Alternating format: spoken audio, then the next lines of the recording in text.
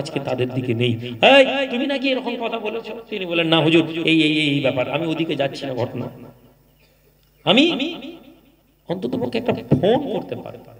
আরে ভাই আপনি নাকি এরকম একটা শুনলাম আপনার ব্যাপারে, আপনি কি বলেছেন? না না, আমি উঠে তার বিরুদ্ধে শুরু করে দিলাম, এমন ফতোয়া, এমন এমন এমন এমন এমন এমন কথা বলছি, ঠিক কিনা? আপনি বলছেন জি। না না, ইসলাম কি এই কথা বলেছে? ইসলাম এই কথা তো বলেনি। ইসলামকে যদি শিখতে না পারলাম, তাহলে আমার মধ্যে যদি ইসলামের বাহ্যিক আদর্শ না এলো, আমি কি করে এটা বলতে পারি যে আমি দ্বীনের দায়ী, দায়ী ইলাল্লাহ, আল্লাহ রাসূলের দ্বীনের খিদমত করছি? এই কথা বলতে পারি? আমি অপরাধ করলাম, তার চেয়ে বেশি অপরাধ এই ছেলেগুলো ইউটিউবার করছে। কি অপরাধ?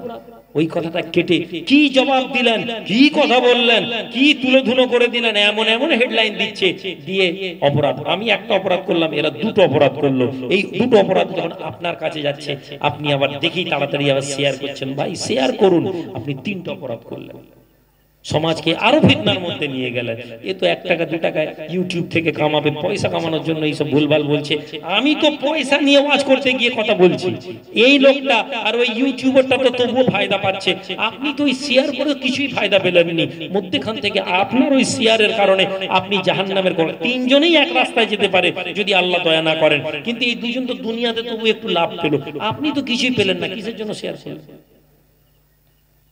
সবাই যদি আমরা এটা ভাবা শুরু করে দিই, ভাইরাল বকা বন্ধ হয়ে যাবে। কিসের জন্য বলেছো? মানে একটু ভাইরাল হতে ইচ্ছা করলো, ভাইরাল হতে গিয়ে ভুলভাল কথা, উল্টা পাল্টা কথা, অসংলগ্ন কথা।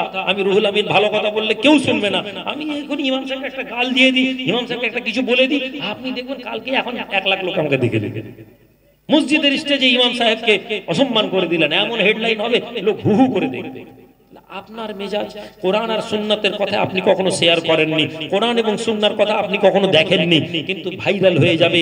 কি বললেন, কি হলো, একই কথা, এমন হেডলাইন শোনার পরে আপনি হাঁ করে দেখছেন। আপনি বলুন আপনার ঈমান কত মজবুত? জান্নাতে যাওয়ার কথা, এই কথা শোনার পরে 3 মিনিটের ভিডিও আপনার দেখার মানসিকতা নেই, কিন্তু 10 মিনিট ধরে একটা হেডলাইন দিয়েছে, 10 মিনিট ভিডিও চালাচ্ছে, আপনি বসে বসে দেখছেন এই আসবে, এই আসবে, এই আসবে। ভিডিও না কেটে পুরো দেখেন, সে লিখছে ভিডিও না কেটে পুরো দেখেন। কেন? পুরো ভিডিও দেখলে তার টাকা বাড়বে, আপনি পুরো বসে বসে দেখছেন। ভাই ভাবনা পরিবর্তন করতে হবে, আমাদেরকে পরিবর্তন হতে হবে। আর পরিবর্তন সবাই হবে না, আপনি হন। আমি নিয়ত করি, আমি চেষ্টা করব। আপনি ভাবুন আপনি হবে, সে ভাবুক সে হবে, আল্লাহ পাকের সাহায্য। চেষ্টা করুন দ্বীনের আদর্শকে জিন্দা করার জন্য, আমাদেরকে যা করা দরকার আমরা তাই করব, তাহলেই আমরা কামিয়াব হব। যদি না হই আমরা পিছিয়ে যাব। আল্লাহর নবী রাসূল আরবীর আদর্শকে বোঝার চেষ্টা করুন। মুসলমান, আজকে মুসলমান আল্লাহর রাস্তায় খরচ করা আমাদের জন্য একটা সমস্যা। উসমান ইবনে আফফান রাদিয়াল্লাহু তাআলা আনহু, আমিরুল মুমিনিন, আল্লাহর নবীর জামানার কথা বলছি। উসমান ইবনে আফফান মদিনায় আসছেন। কত ব্যাগ? 70 উট খাবার নিয়ে আসছেন। রাস্তায় শুনতে পেলেন মদিনাতে দুর্ভিক্ষ হয়েছে, মদিনাতে দুর্ভিক্ষ। মুসলমানেরা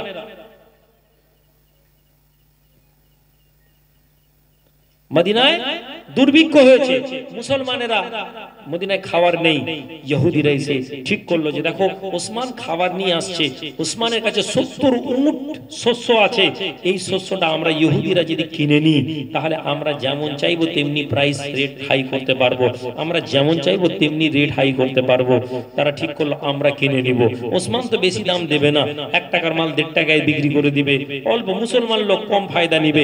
আমরা যদি এটা নিয়ে নিই, 1 টাকার মাল আমরা যত টাকা চাইবো দাম দিতে পারবো। চলো। উসমান ইবনে আফফান মদিনায় ঢুকতে যাবেন, এসে হাজির হয়ে গেছেন। কানে শুনেছেন মদিনায় দুর্ভিক্ষ, মদিনায় শস্য পাওয়া যাচ্ছে না, মদিনায় খাওয়ার অভাব। আল্লাহ নবী সাহেব উসমান ইবনে আফফান কে ইহুদিরা গোল করে ধরে, ভাই উসমান কেমন আছেন, আপনি কেমন আছেন? উসমান ইবনে আফফান রাদিয়াল্লাহু তাআলা আনহু বলেন, ভালো আছি।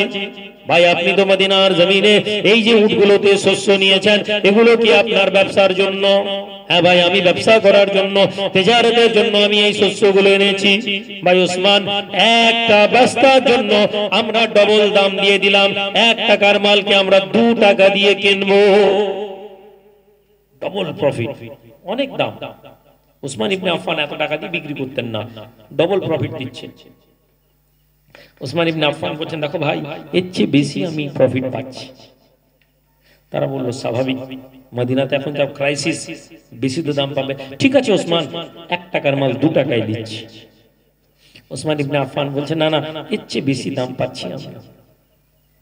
অবাক হয়ে গেল, এর চেয়ে বেশি দাম।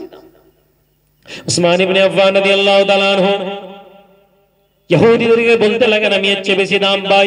ইহুদি মক্কার মদিনার ইহুদিরা বলতে লাগে এর চেয়ে বেশি দাম, ঠিক আছে আমরা এর চেয়ে বেশি আপনাকে দাম দেব। 1 টাকার মাল 3 টাকা, না না বেশি দাম।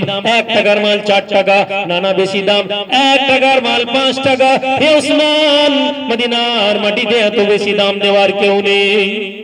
উসমান বলছে আছে। উসমান ইবনে আফফান বলছেন আছে। 1 টাকার মাল 5 টাকা।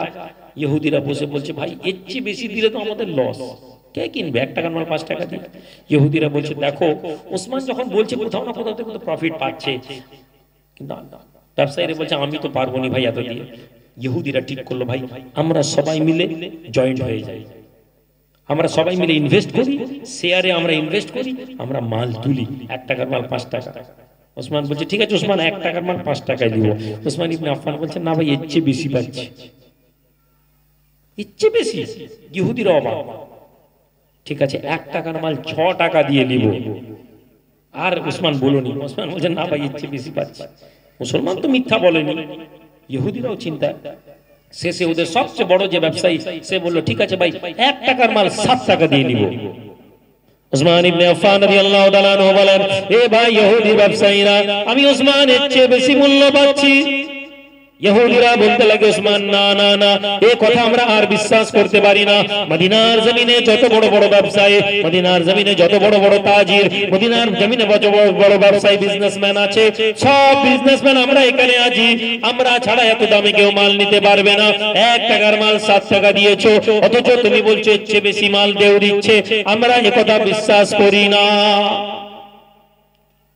মুসলমান ছেলেরা, মুসলমান যুবকেরা, মুসলমান জওয়ানেরা, আল্লাহকে রাজি করার জন্য উসমান ইবনে আফফানকে দেখো। উসমান ইবনে আফফান বলে এসো তোমরা যদি আমাকে অবিশ্বাস করো, এসো দেখো আমাকে এর চেয়ে বেশি কে দাম দেয়।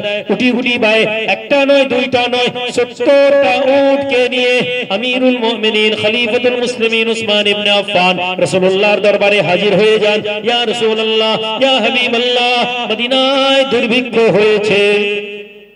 জি হ্যাঁ, মানুষ খেতে পাচ্ছে না ইয়া রাসূলুল্লাহ। হ্যাঁ উসমান, এই আল্লাহর নবী, একটা রাস্তা যদি আল্লাহর রাস্তা যদি 1 টাকা দান করি, আল্লাহ কত এর আমাকে রিটার্ন দিবেন? আল্লাহর নবী বলেন 70 গুণ রিটার্ন দিবেন। জোরে বলেন ইয়া রাসূলুল্লাহ, আমার এই 70টা উট, অন্য কিতাবে এসে 700 উট, আমি কোনটা ধরে বলেছি আপনাদেরকে? হায়াতুস সাহাবাতে এসেছে 700 উট। ইয়া রাসূলুল্লাহ 700 উট আমি উসমান আল্লাহর রাস্তায় দিয়ে দিলাম। জোরে বলা যাবে, জোরে বলা যাবে কি? আমি আল্লাহর দরবারে আশা রাখছি আল্লাহ এর প্রতিদান দিবেন, কিয়ামতের দিনে প্রতিদান নেব। আল্লাহর নবী উসমান ইবনে আফফানের জন্য দোয়া করলেন। ভাই আমার, আজ মুসলমান এই ভাবনার মধ্যে নেই। আজ 1000 টাকা যদি জলসার জন্য চাই, আপনি ভাবছেন এত টাকা কোথা থেকে দিব। আজ আপনি ঘরে গেলেন, আজকে যদি আপনি শুনেন আপনার ছেলে পেটে যন্ত্রণা করছে, জলসার দিন সন্ধ্যেবেলা ফুচকা খেয়েছে, কি বলে ঘুগনি খেয়েছে, মুড়ি খেয়েছে, চপ খেয়েছে, পেটে যন্ত্রণা হচ্ছে, আপনি ছুটে গেছেন তমলুকে নার্সিংহোমে, হাসপাতালে ডাক্তার নেই, নার্সিংহোমে ডাক্তার বলছে কিচ্ছু শোনা যাবে না, আগে পেটের আল্ট্রাসাউন্ডটা করো, 500 টাকা লাগবে। আল্ট্রাসাউন্ড করলেন, তারপরে বলছে আজ রাতে ভর্তি করে দাও। ও ডাক্তারও জানে যে এর গ্যাস হয়ে গেছে, কিন্তু না, কাল সকালে ব্লাড করবে, এক্সরে করবে, 3000 টাকা খরচ করে বলবে না ঠিক আছে ভয় পাওয়ার নেই, গ্যাস হয়েছিল। আপনি 3000 খরচ করবেন, আপনি বলবেন ভাই ছেলের জানের দাম বেশি, 3000 টাকা যাক, মেয়ের মা বলবে, ছেলের মা বলবে, আপনার বিবি বলবে টাকা বড় হলো। যে ছেলের জন্য আপনি 3000 5000, বিবির জন্য 10000 খরচ করতে কোনটা করেননি? আপনি কি জানেন কিয়ামতের দিন এই বিবির কাছে আপনাকে আল্লাহ বলবেন একটা নেকি কম জান্নাতে যাওয়ার জন্য। আপনি বলুন আল্লাহ একটা সময় চাই, যাও বান্দা দিলাম। বিবির কাছে এসে বলবেন বিবিরে একটা নেকি কম পড়েছে দিবে, বিবি বলবে আল্লাহ আজকে দিন তো নেই। বাপকে গিয়ে বলবেন বাবা একটা নেকি তোমার জন্য, তুমি বুড়ো বয়সে তোমাকে ঘরে আরাম করতে গিয়ে অন্যায় করে পয়সা কামিয়েছি, বাবা একটা নেকি আল্লাহ ইয়াদনা, হে আমার ছেলে আজকে না। মা বলবে আজকে না আল্লাহ, সবাই বলে, ছেলে বলবে বাবা আজকের দিনে না। এই যে দুনিয়ার ছেলে মেয়ে বিবির জন্য কুরবানি করছি, তারা কেউ কিয়ামতের দিনে একটা নেকি আপনাকে আমাকে দেবে না। না তো আমি আমার বাপকে মাকে দিব, না তো আমি আমার বিবিকে বাচ্চাকে দিব, তারা আমাকে দেবে না, আমিও দিব না। কিন্তু আপনি এখানে যখন একটা দান করলেন, এখানে যখন একটা দান করলেন আল্লাহর জন্য, হে যুবক, না না আমি 5,000 টাকা দিলাম, আর মনে মনে ভাবছি রাজনগরের লোক বলবে আরে এত টাকা। কিছু কিছু ছেলে যখন হাত তুলে এমনি করে, আমি তখনই বুঝতে পারি বেটা তোর দান গেল, কিন্তু আমি মুখে তো বলতে পারি না। আল্লাহ ক্ষমাকারী, হয়তো মাফ করে। তার হাত তুলে দেখেই বুঝতে পারি তার দানের অহংকারে পরিপূর্ণ। 10,000 টাকা দিবি এমন ভাবে সে ঘোষণা করে যেন মনে হচ্ছে সে একদম মজলিস কিনে নিল। এই যুবক, আল্লাহ নবীর কাছে একজন সাহাবী আসছেন, আপনি মদ খাবেন বললে আপনার গুনাহ নেই, মনে মনে ভাবছেন আমি মদ খাবো, না না গুনাহ নেই। আল্লাহ বলেন যতক্ষণ না গুনাহ করছো ওকে দিও না। আপনি বলবেন আমি জিনা করব, আল্লাহ বলবেন না না ও জিনা না করলে গুনাহ নেই। আপনি আল্লাহর নবীকে এসে বলছেন ইয়া রাসূলুল্লাহ আমি দান করি, আমি বলি না যে লোক আমার নাম করুক, কিন্তু ইয়া রাসূলুল্লাহ আমার মনের মধ্যে হয় যে লোক একটু আমার নাম করুক। এই যে মনে মনে ভাবি, এর জন্য কি আমার দানে কোনো ক্ষতি হবে? আল্লাহর নবী বলছেন আল্লাহ তোমার দান কবুল করবেন না। তাহলে দানের ক্ষেত্রে আপনাকে কত সাবধান হতে হবে। আপনার মনের ভিতরেও যদি এই শব্দ আসে, আপনার দান টলমল করে যাবে। কথা বুঝতে পেরেছেন না পারেন? সুতরাং দানের আকাঙ্ক্ষা ইসলামের মধ্যে রাখতে হবে। দান যদি আপনি আল্লাহর জন্য করেন, এই মজলিসে যদি আল্লাহর জন্য দান করেন, আল্লাহর নবী বলছেন বান্দা যখন আল্লাহর জন্য দান করে আর আশা আল্লাহর দরবারে রাখে, আল্লাহ বলেন আল্লাহ নিজের ডান হাতে ওই দানকে বড় করেন, দান নামের ওই গাছকে বড় করেন। কিয়ামতের দিনে গাছটি এত বড় হয়ে যায়, বান্দা গুনাহ নিয়ে দাঁড়িয়ে থাকে। আল্লাহ পাক বলেন বান্দা যাও এই দানের গাছের পিছন দিক দিয়ে তুমি জান্নাতে ঢুকে যাও। কি আমাদের মনের মধ্যে এই জজবাত এসেছে? কি আমরা কখনো ভেবেছি একটা দান আল্লাহর জন্য যদি আল্লাহর জন্য হয়ে যায় তাহলে আমরা কামিয়াব হয়ে যাব? হে যুবকেরা, বখিল হইও না, কৃপণ হইও না। আনফিকু ইয়া ইবনা আদম ইউনফিক আলাইক। আল্লাহর নবী, দয়ার নবী, নূর নবী বলছেন, আল্লাহ বলেন, আল্লাহ হাদিসে কুদসি আল্লাহ পাক বলেন যে হে বনি আদম তুমি খরচ করো, তোমার উপরে খরচ হবে। এই ভিডিও না চললে আমার এই এক সপ্তাহ আগে একটা দানের আপনি ঘটনা শোনাতেন, ভিডিও চলছে আমি বলতে পারবো, বিশ্বাস করুন ভাই। আমি আজকে আডিশনাল ছিলাম, ওখানে ছেলেদেরকে শোনাচ্ছিলাম, ভিডিও না, ভয় পাই। এই জলসায় ইবরত হাসিল করার জন্য কিছু কিছু কথা শোনাতে হয়, কিন্তু এই যে জিনিস এটা আমাদেরকে ধ্বংস করে দিবে। বাইরে একজন শুনে বলো নিজের প্রচার করার উদ্দেশ্যে। আমি ইবরত হাসিল করানোর জন্য আপনাদেরকে এখানে শোনাতে পারি, ভাই দেখুন আমার জীবনে এটা ঘটেছে, কিন্তু এটা মাইকে বাইরের লোক শুনবে, সে তো জানবেই না পরিবেশ কি, সে বলবে ও ব্যবসা। না, যেহেতু আমি অনুমতি দিয়ে দিয়েছি এখন বন্ধ করতে পারবো না। কিন্তু আমি কেন বললাম আমার মনে পড়ে গেল, শুধু আপনাদেরকে ওই সাহাবাদের জীবনী থেকে শোনালাম, নবীর জীবনী থেকে আপনাদেরকে যে কথা বললাম। যুবকেরা দান করো। আল্লাহর নবী বলছেন তোমরা যখন গুনাহ করো আল্লাহর ক্রোধ নেমে আসে, আল্লাহ অসন্তুষ্ট হয়ে তোমাদের উপর রেগে যান। কিন্তু যখন বান্দা দান করে দেয়, বান্দা যখন আল্লাহর রাস্তায় খরচ করে দেয়, একমাত্র দান আল্লাহর ক্রোধকে ঠান্ডা করে দেয়। আল্লাহর দান, তুমি যখন দান করো ওই দানটা তোমার কাছে শিল্ড হয়ে যায়, ওই দানটা তোমার কাছে আবরণ হয়ে যায়। আল্লাহর ক্রোধ আর বান্দার মাঝে ওই দানটা শিল্ড হয়ে গেলে আল্লাহ পাককে ক্রোধকে স্তিমিত করে দেয়। যাক বান্দা আমার রাস্তায় খরচ করেছে, ওকে মাফ করে দাও। জোরে জোরে। সম্মানিত হাজিরিন, আমি আপনাদের কাছে ছোট্ট করে দুই একটি কথা বলে বিদায় নেওয়ার আগে আমি চাই একটু আপনারা এই মজলিসের জন্য হাত তুলেন। মজলিসের জন্য হাত তোলা আপনাদের বরকতের ব্যাপার, আপনাদের খায়েরের ব্যাপার।